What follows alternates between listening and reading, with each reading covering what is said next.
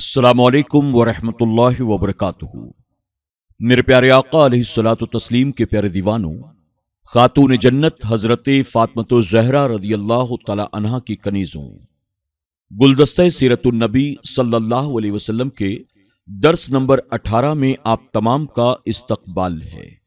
پچھلے درس میں ہم نے دین کیا ہے اور دین حق کیا ہے اس کے تعلق سے تفصیلی گفتگو سماعت کی۔ آج سے انشاءاللہ ہم اللہ کے پیارے محبوب صلی اللہ علیہ وسلم کے معجزات کا باب شروع کر رہے ہیں۔ آپ تمام سے گزارش ہے کہ آپ شروع سے لے کر آخر تک پوری توجہ کے ساتھ اسے سنیں بھی اور ساتھ ہی سمجھنے کی کوشش کریں کہ اللہ رب العزت نے اپنے پیارے محبوب صلی اللہ علیہ وسلم کو محتاج و مجبور بنا کر نہیں بھیجا بلکہ صاحب اختیار بنا کر بھیجا ہے۔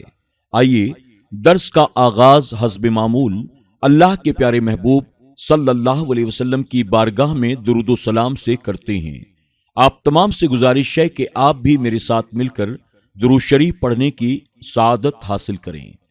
الصلاۃ والسلام علیک یا رسول اللہ، الصلاۃ والسلام علیک یا حبیب اللہ، الصلاۃ والسلام علیک یا نبی اللہ وعلی آلک واصحابک یا نور اللہ صلی اللہ تعالی علیہ وسلم۔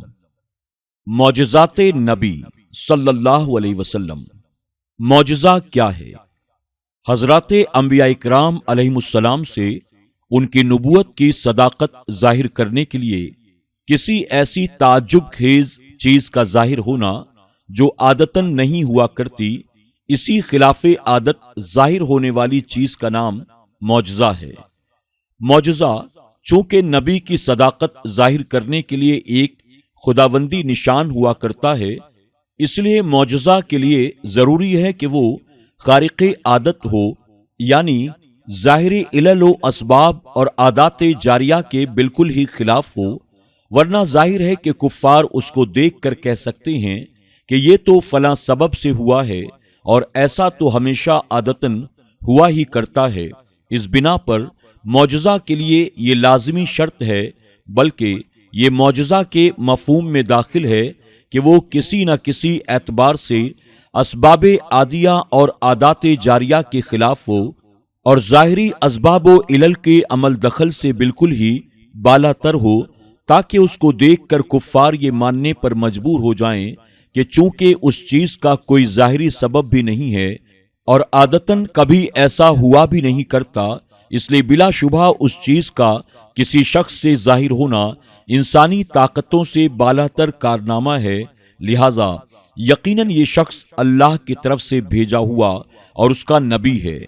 جو شخص نبی نہ ہو اور نبوت کا دعویٰ کرے، وہ کوئی محال عادی اپنے دعویٰ کے مطابق ظاہر نہیں کر سکتا، ورنہ جھوٹے سچے میں فرق نہ رہے گا۔ نبی سے جو بات خلاف عادت قبل نبوت ظاہر ہو اسے ارہاس کہتے ہیں، اور ولی سے جو ایسی بات صادر ہو اس کو کرامت کہتے ہیں، اور عام مومنین سے جو صادر ہو اسے معونت کہتے ہیں، اور بے باک فجار یا کفار سے جو ان کے موافق ظاہر ہو اسے استدراج کہتے ہیں، اور ان کے خلاف ظاہر ہو تو اہانت ہے۔ حضور اقدس صلی اللہ علیہ وسلم کے معجزات کی تعداد کا 1000-2000 کی گنتیوں سے شمار کرنا انتہائی دشوار ہے۔ آپ کی ذات مقدسہ تمام انبیاء سابقین علیہم السلام کے معجزات کا مجموعہ وہ برزخ کبریٰ ہے، اور ان کے علاوہ خداوند قدوس نے آپ کو دوسرے ایسے بے شمار معجزات عطا فرمائے ہیں جو کسی نبی و رسول کو نہیں دیے گئے۔ اس لیے یہ کہنا آفتاب سے زیادہ تابناک حقیقت ہے کہ آپ کی مقدس زندگی کے تمام لمحات در حقیقت معجزات کی ایک دنیا اور خوارق عادات کا ایک عالم اکبر ہے۔ آئیے اب نگاہ محبت سے رسول پاک صلی اللہ علیہ وسلم کے چند معجزات کا مطالعہ کیجیے اور اپنے دل میں حضور اکرم صلی اللہ علیہ وسلم کی محبت مستحکم کیجیے۔ چاند دو ٹکڑے ہو گیا۔ حضور خاتم النبیین سید المرسلین صلی اللہ علیہ وسلم کے معجزات میں شق القمر کا معجزہ بہت ہی عظیم الشان اور فیصلہ کن معجزہ ہے۔ حدیثوں میں آیا کہ کفار مکہ نے آپ سے مطالبہ کیا، آپ اپنی نبوت کی صداقت پر بطور دلیل کوئی معجزہ اور نشانی دکھائیے۔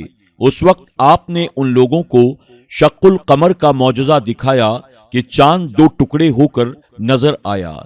چنانچہ عبداللہ بن مسعود، حضرت عبداللہ بن عباس، حضرت انس بن مالک، حضرت زبیر بن مطعم، حضرت علی بن ابی طالب، حضرت عبداللہ بن عمر، حضرت حذیفہ بن یمان وغیرہ رضوان اللہ تعالی علیہم اجمعین نے اس واقعے کی روایت کی ہے۔ ان روایات میں سب سے زیادہ صحیح عبداللہ بن مسعود رضی اللہ تعالی عنہ کی روایت ہے۔ آپ اس وقت موجود تھے، آپ نے اس معجزے کو اپنی آنکھوں سے دیکھا تھا۔ ان کا بیان ہے کہ حضور اکرم صلی اللہ علیہ وسلم کے زمانے میں چاند دو ٹکڑے ہو گیا، ایک ٹکڑا پہاڑ کے اوپر اور ایک ٹکڑا پہاڑ کے نیچے نظر آ رہا تھا۔ آپ نے کفار کو یہ منظر دکھا کر ان سے ارشاد فرمایا کہ گواہ ہو جاؤ، گواہ ہو جاؤ۔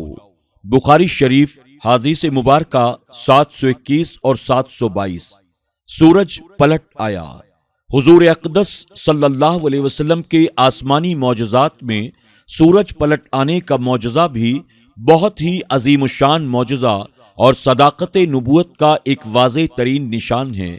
اس کا واقعہ یہ ہے کہ حضرت بی بی اسماء بنت عمیس رضی اللہ تعالی عنہا کا بیان ہے کہ خیبر کے قریب منزل صحابہ میں حضور اکرم صلی اللہ علیہ وسلم نماز عصر پڑھ کر حضرت علی کی گود میں اپنا سر مقدس رکھ کر سو گئے اور آپ پر وحی نازل ہونے لگی۔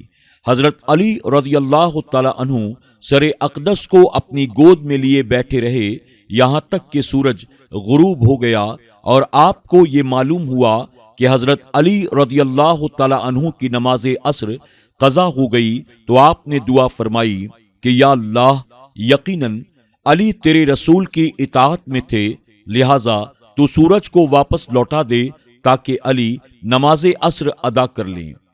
حضرت بی بی اسماء بنت عمیس رضی اللہ تعالی عنہا کہتی ہیں کہ میں نے اپنی آنکھوں سے دیکھا کہ ڈوبا ہوا سورج پلٹ آیا اور پہاڑوں کی چوٹیوں پر اور زمین کے اوپر ہر طرف دھوپ پھیل گئی۔ مدارج النبوہ حدیث نمبر 252۔ مذکورہ دونوں معجزات کا ذکر اعلی حضرت امام احمد رضا محدث بریلوی رحمۃ اللہ تعالی یوں کرتے ہیں: تیری مرضی پا گیا سورج پھرا الٹے قدم، تیری مرضی پا گیا سورج پھرا الٹے قدم، تیری انگلی اٹھ گئی مہکا کلیجہ چر گیا۔ مریضوں کو شفا۔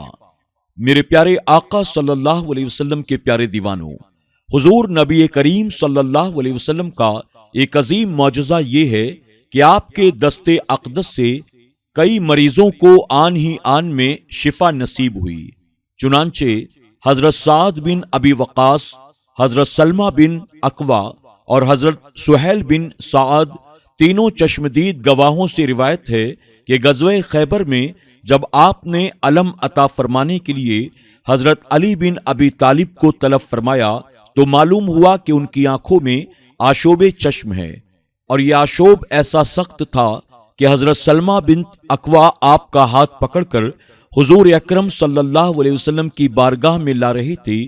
آپ نے ان کی آنکھوں میں اپنا لعاب دہن مل دیا اور دم کیا۔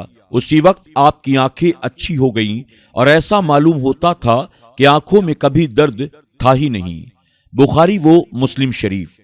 اسی طرح غزوہ خیبر میں حضرت سلمہ بنت اکوع کی ٹانگ میں تلوار کا زخم لگ گیا۔ وہ حضور اکرم صلی اللہ علیہ وسلم کے پاس آئے، آپ نے ان ٹانگوں پر 3 مرتبہ دم کیا، پھر انہیں کوئی شکایت نہیں ہوئی، صرف نشان رہ گیا تھا۔ بخاری شریف۔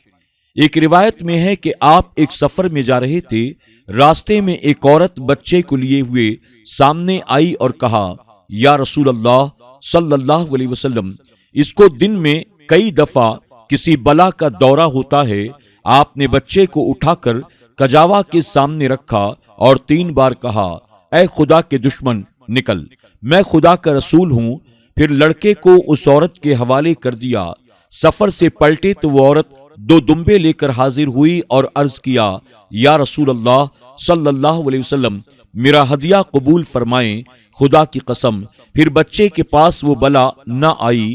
آپ نے 1 دمبا قبول فرما لیا اور دوسرے کو واپس کر دیا۔ محمد بن حاتب ایک صحابی ہیں۔ جب وہ بچے تھے تو اپنی ماں کی گود سے گر کر آگ میں چلے گئے اور کچھ جل گئے۔ ان کی ماں ان کو لے کر حضور رحمت عالم صلی اللہ علیہ وسلم کی خدمت میں آئیں۔ آپ نے اپنا لعاب دہن ان پر ملا اور دعا پڑھ کر دم کر دیا۔ ان کی ماں کا بیان ہے کہ میں بچے کو لے کر وہاں سے اٹھنے بھی نہ پائی تھی کہ بچے کا زخم چنگا ہو گیا۔ خصائص کبریٰ، چٹان بکھر گئی۔ غزوہ خندق کے واقعے میں ملتا ہے کہ صحابہ کرام مدینہ منورہ کے چاروں طرف کفار کے حملوں سے بچنے کے لیے خندق کھود رہے تھے۔ اتفاق سے ایک بہت ہی سخت چٹان نکل آئی۔ صحابہ کرام نے اپنی اجتماعی طاقت سے ہر چند اس کو توڑنا چاہا، مگر وہ کسی طرح نہ ٹوٹ سکی۔ فاوڑے اس پر پڑ پڑ کر اچڑ جاتے تھے۔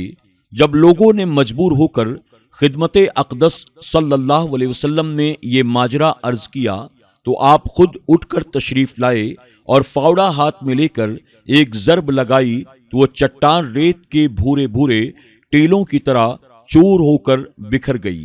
بخاری شریف حدیث مبارکہ 588۔ بت گر پڑے۔ یہ ہر شخص جانتا ہے کہ فتح مکہ سے پہلے خانہ کعبہ میں 360 بتوں کی پوجا ہوتی تھی۔ فتح مکہ کے دن حضور اقدس صلی اللہ علیہ وسلم کعبہ میں تشریف لے گئے۔ اس وقت دست مبارک میں ایک چھڑی تھی اور آپ زبان مقدس سے یہ آیت کریمہ تلاوت فرما رہے تھے، جاء الحق وزهق الباطل ان الباطل كان زهوقا۔ حق آ گیا اور باطل مٹ گیا، یقیناً باطل مٹنے ہی کے قابل تھا۔ آپ اپنی چھڑی سے جس بت کی طرف اشارہ فرماتے تھے وہ بغیر چھوئے ہوئے فقط اشارہ کرتے ہی دھم سے زمین پر گر پڑتا تھا۔ مدارج النبوہ حدیث نمبر 290۔ میرے پیارے آقا علیہ الصلوۃ والتسلیم کے پیارے دیوانوں، خاتون جنت حضرت فاطمۃ الزہرا رضی اللہ تعالی عنہا کی کنیزوں، آج کے درس میں بس اتنا ہی۔ انشاءاللہ معجزات کے باب سے مزید بہت سے معجزات ہم کل کے درس میں سماعت کریں گے۔ السلام علیکم ورحمۃ اللہ وبرکاتہ۔